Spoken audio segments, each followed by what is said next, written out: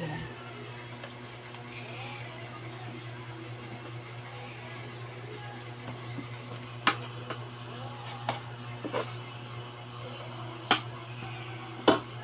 Ilan number na gagawas? Hi guys, kain tayo guys. Ulam ko, ano to siya? Sinigang na isdang bilong. Yun lang pagtagaan ko guys dahil ito lang paborito ko eh. Hindi na ako maarte ngayon kahit anong ulam.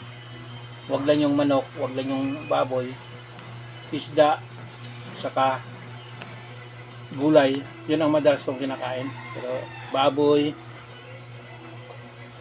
manok, hindi na ako kumakain yan. Kaya taga na lang ko sa isda at saka gulay. Yun lang ang kinakain. Saka nagtipid na rin ako sa kain ngayon guys. Dahil wala akong trabaho. Sa loob ng isang araw, isang beses lang ako kumakain. Sapat na sa akin yun. Ganon guys, pag wala ang tao, pag walang trabaho, tipid tayo sa pagkain. Pero matagal ko nang ginawa talagang pagtipid sa pagkain. Kain muna ako. Ang sunod kong kain nito, bukas na namang ganitong oras. Walang tanghalian, walang hapunan. Bukas na naman na ganitong oras din. Doon na din ako kakain.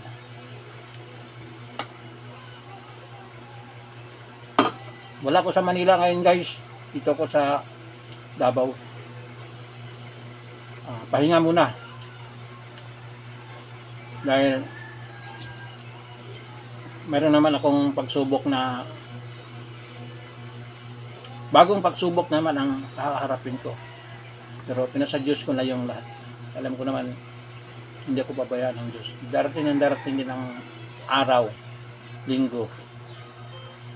Maging masaya din ako. Pero ngayon, masaya naman ako. Pero katamtaman lang. Hindi asin na masaya. Kahit nandito ako sa Davao. Yeah. Although, mahirap na imbis na magtatrabaho ka, ngayon magtambay ka dahil ganito ka, may bagong pagsubok na naman sa buhay. So, kailangan nating harapin at sana malagpasan natin ang lahat ng pagsubok. Kaya laban lang guys, huwag susuko. Habang nandiyan ang Diyos na nakagabay sa atin at lagi tayo nanalangin. Alam ko naman, hindi ako pabayaan dahil matagal ko nang ginagawa yan. Lahat ng pagsubok ko,